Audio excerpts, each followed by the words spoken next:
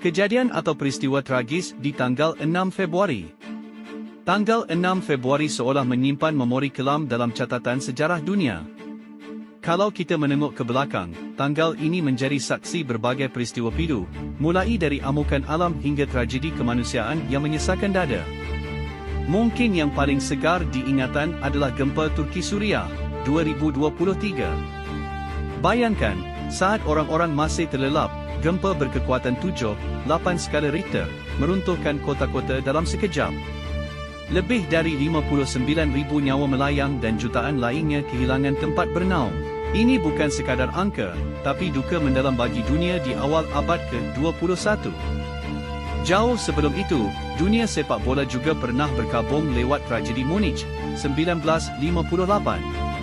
Pesawat yang membawa skuad legendaris Manchester United, Busby Babs, gagal lepas landas di tengah badai salju Jerman.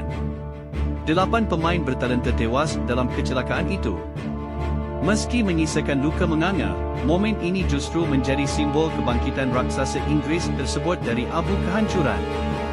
Bergerak ke Asia, ada gempa Meinong di Taiwan, 2016.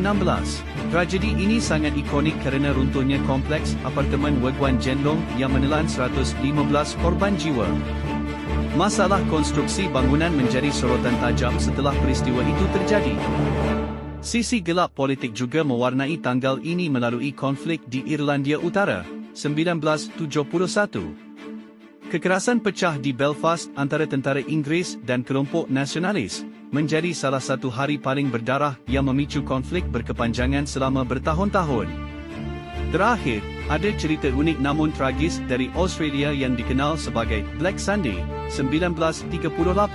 Di tengah cuaca panas pantai Bondi, 3 gelombang raksasa tiba-tiba datang menyapu ratusan pengunjung ke tengah laut.